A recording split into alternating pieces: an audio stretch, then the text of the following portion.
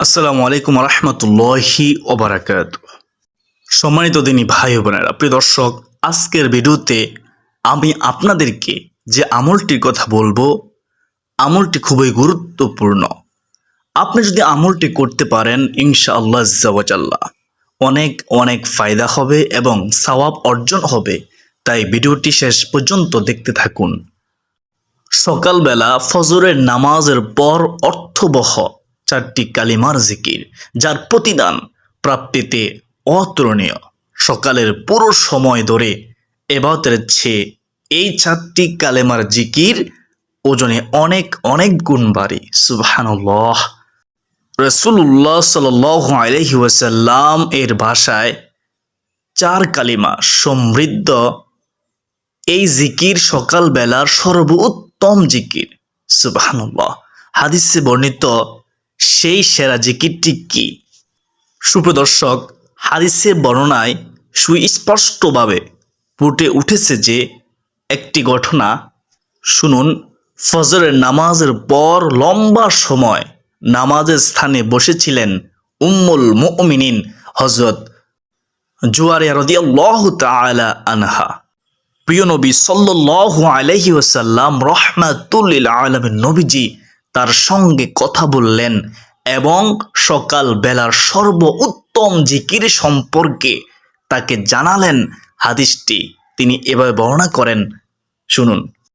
উম্মুল মুমিনিন হযরত জুয়ারিয়া রাদিয়াল্লাহু তাআলা আনহা বর্ণনা করেছেন, রাসূলুল্লাহ সাল্লাল্লাহু আলাইহি ওয়াসাল্লাম একদিন ফজরের নামাজ শেষ করে তার কাছ থেকে বের হলেন, সেখান থেকে বের হয়ে গেলেন।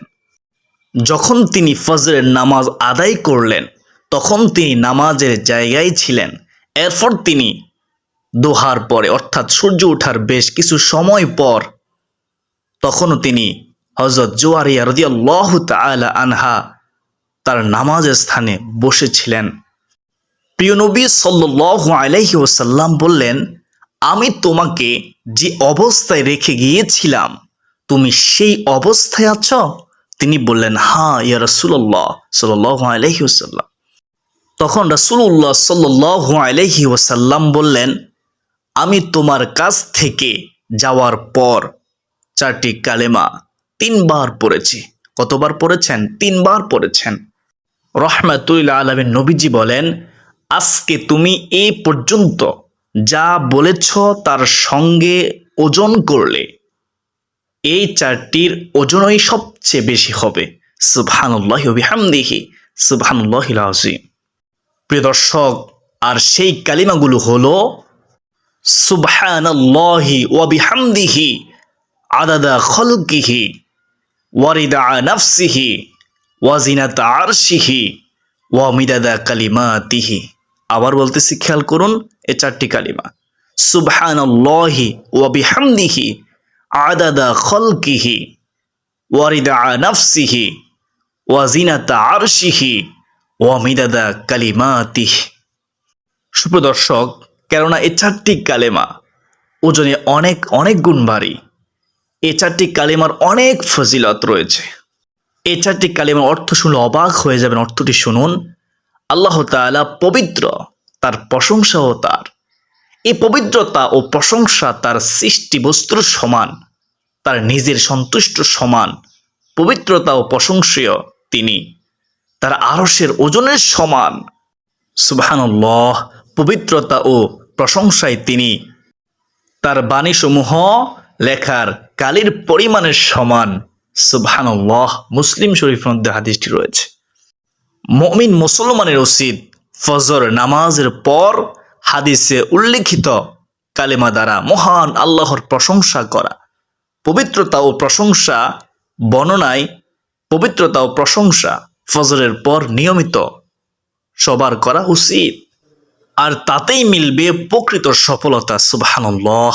প্রিয় দর্শক, কিন্তু আফসোসের সাথে বলতে হয়, আমাদের মধ্যে অনেকে আছে ফজরের নামাজ পড়ে না। ফজরের নামাজের ফজিলত পুরস্কার কত বেশি তা জানলে আপনারা অবাক হয়ে যাবেন। শুনুন প্রিয় দর্শক, নামাজ ইসলামের অন্যতম স্তম্ভ। 5 ওয়াক্ত নামাজই প্রত্যেক মুসলমানের জন্য ফরজ। প্রত্যেক ওয়াক্ত নামাজের আল্লাহ তাআলা বিশেষ কিছু ফজিলত দিয়েছেন। এর মধ্যে অন্যতম হচ্ছে ফজরের সালাত। নামাজ কায়েম করো সূর্য ঢলে যাওয়ার পর থেকে রাতের অন্ধকার পর্যন্ত, এবং কায়েম করো ফজরের নামাজ। নিশ্চয়ই ফজরের নামাজ উপস্থিতির সময়। সূরা বনী ইসরাঈল আয়াত 78। সুবহানাল্লাহ। প্রিয় দর্শক, নামাজের মধ্যে যেমন ফজরের রয়েছে বিশেষ গুরুত্ব, তেমনই সময়ের মধ্যে ফজরের সময় রয়েছে বিশেষ গুরুত্ব। পবিত্র কোরআনে ফজর নামে একটি সূরাও রয়েছে। এই সূরার শুরুতে মহান আল্লাহ তাআলা ইরশাদ করেছেন, শপথ ফজরের। সূরা ফজর আয়াত 1। হাদিসে ফজরের নামাজের বিশেষ ফজিলত রয়েছে। জুনদুব ইবনে আব্দুল্লাহ রাদিয়াল্লাহু তাআলা আনহু থেকে বর্ণিত, মহানবী সাল্লাল্লাহু আলাইহি ওয়াসাল্লাম ইরশাদ করেছেন, যে ব্যক্তি ফজরের নামাজ পড়বে সে আল্লাহর জিম্মায় থাকবে। মুসলিম শরীফের হাদিস। হাদিস নম্বর হচ্ছে 657। 1 নম্বর হলো ফজরের নামাজে দাঁড়ানো। সারা রাত দাঁড়িয়ে নামাজ পড়ার সমান। সুবহানাল্লাহ। যে ব্যক্তি জামাতের সাথে এশার নামাজ আদায় করলো সে যেন অর্ধেক রাত জেগে জেগে নামাজ পড়লো। সুবহানাল্লাহ। আর যে ব্যক্তি ফজরের নামাজ জামাতের সাথে পড়লো সে যেন পুরো রাত জেগে নামাজ পড়লো। মুসলিম শরীফের হাদিস। সুবহানাল্লাহ। 2 নম্বর হলো যে ব্যক্তি ফজরের নামাজ পড়বে সে আল্লাহর জিম্মায় থাকবে। মুসলিম শরীফের হাদিস। 3 নম্বর, ফজরের নামাজ কিয়ামতের দিন নূর হয়ে দেখা দিবে। যারা রাতের আঁধারে মসজিদের দিকে হেঁটে যায় তাদেরকে কিয়ামতের দিন পরিপূর্ণ নূর প্রাপ্তির সুসংবাদ দাও। নবীজির ঘোষণা। সুবহানাল্লাহ। আবু দাউদ শরীফের হাদিস। 4 নম্বর হলো সরাসরি জান্নাত প্রাপ্তি। যে ব্যক্তি 2 শীতল নামাজ পড়বে সে জান্নাতে প্রবেশ করবে। আর 2 শীতল নামাজ হলো নবীজি বলেন ফজর ও আসরের নামাজ। বুখারী শরীফের হাদিস। 5 নম্বর হলো রিজিকে বরকত আসবে। শুনুন, আল্লামা ইবনুল কাইয়ুম রহমতুল্লাহি আলাইহি বলেছেন, সকালবেলার ঘুম ঘরে রিজিক আসতে বাধা দেয়, কেননা তখন রিজিক বন্টন করা হয়। 6 নম্বর হলো ফজরের নামাজ পড়লে দুনিয়া আখিরাতের সেরা বস্তু অর্জিত হয়ে যাবে। সুবহানাল্লাহ।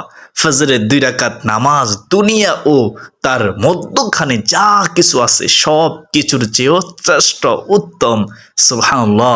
হাদিসটি তিরমিজি শরীফের মধ্যে রয়েছে। 7 নম্বর হলো সরাসরি মহান রব্বুল আলামিন অর্থাৎ আল্লাহর দরবারে নিজের নাম আলোচিত হবে। সুবহানাল্লাহ। তোমাদের কাছে পালাক্রমে দিন ও রাতে ফেরেশতারা আসে।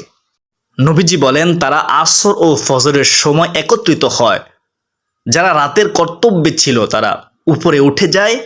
আল্লাহ তাআলা তো সব জানেন, তবুও তিনি ফেরেশতাদেরকে প্রশ্ন করেন, আমার বান্দাদেরকে কেমন রেখে এলে? ফেরেশতারা বলেন, আমরা তাদেরকে নামাজরত রেখে এসেছি। যখন গিয়েছিলাম তখনও তারা নামাজরত অবস্থায় ছিল। বুখারী শরীফের হাদিস। 8 নম্বর হলো সুপ্রদর্শক, ফজরের নামাজ দিয়ে দিনটা শুরু করলে পুরো দিনের কার্যক্রমের একটা বরকতময় সূচনা হবে। প্রিয় নবী সাল্লাল্লাহু আলাইহি ওয়াসাল্লাম বলেছেন, হে আল্লাহ, আমার উম্মতের জন্যে তার সকাল বেলায় বরকত দান করুন, ভোরের মধ্যে বরকত দান করুন। সুবহানাল্লাহ। তিরমিজি শরীফের মধ্যে হাদিসটি রয়েছে।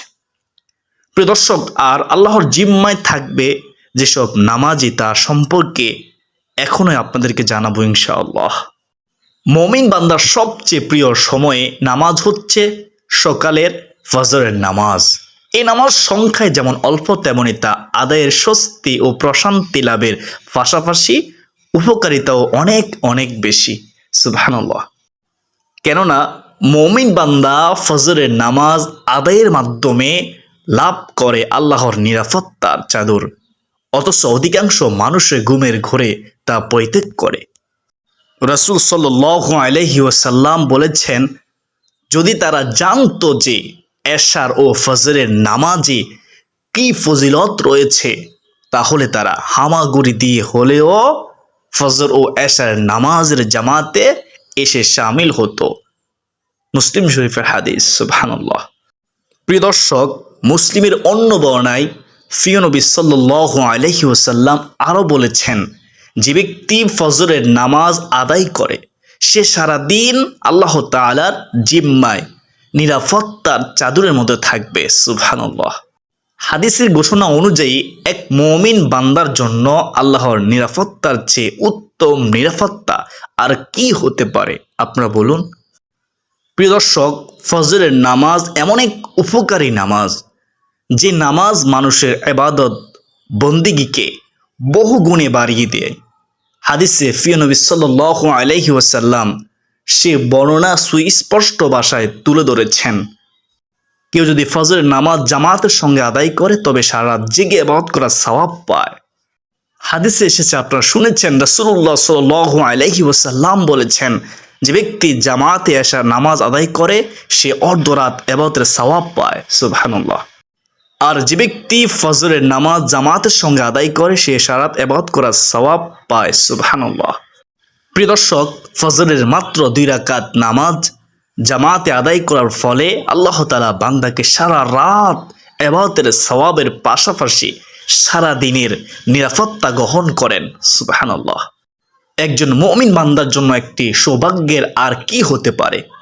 এ তো গেল দুনিয়ার ঘোষণা, পরকালেও রয়েছে বিশেষ ঘোষণা। রাসূলুল্লাহ সাল্লাল্লাহু আলাইহি ওয়াসাল্লাম বলেন, যারা রাতের অন্ধকারে মসজিদের দিকে হেঁটে যায় তাদেরকে তুমি কিয়ামতের দিনের পরিপূর্ণ আলোর সুসংবাদ দাও। সুবহানাল্লাহ। অর্থাৎ যেদিন আল্লাহর আলো ছাড়া আর কোনো আলো থাকবে না, সেদিন অন্ধকার পথে হেঁটে ফজর এশার নামাজ আদায়কারীর জন্য থাকবে বিশেষ আলোর ব্যবস্থা। সুবহানাল্লাহ। সুতরাং হাদিসের আলোকে ফজরের নামাজ আদায়কারী সুসংবাদগুলো হলো আল্লাহর নিরাপত্তা লাভ করা যায়, ঘুমিয়ে থেকেও সারা রাত ইবাদতের সওয়াব লাভ করা যায়, কিয়ামতের দিন পরিপূর্ণ আলোর সুসংবাদও দিয়েছেন প্রিয় নবী সাল্লাল্লাহু আলাইহি ওয়াসাল্লাম।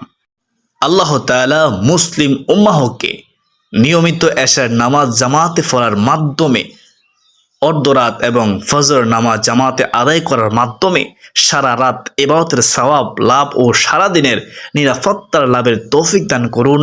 আমিন আমিন। আল্লাহ তাআলা মুসলিম উম্মাহকে প্রিয় নবী সাল্লাল্লাহু আলাইহি ওয়াসাল্লামের শিখানো ফজরের নামাজের পর পড়ার 4 কালেমা সমৃদ্ধ তাসবিহটি বেশি বেশি পড়ার এবং আমল করার তৌফিক দান করুন। আমিন। তো প্রিয় দর্শক, এই ছিল আমাদের আজকের ভিডিও। আপনি যদি জান্নাত ইসলামিক আমল চ্যানেলের নতুন দর্শক হয়ে থাকেন তাহলে অবশ্যই চ্যানেলটিকে সাবস্ক্রাইব করে পাশে থাকা বেল নোটিফিকেশনটি অল বাজিয়ে দিবেন। সুপ্রিয় দর্শক, ভিডিওতে একটি লাইক দিবেন এবং কমেন্টে আমিন লিখবেন এবং অন্য মুসলিম ভাই বোনদের কাছে ভিডিওটি শেয়ার করে দিবেন যেন তারাও দেখে আমলটি শিখে করতে পারে।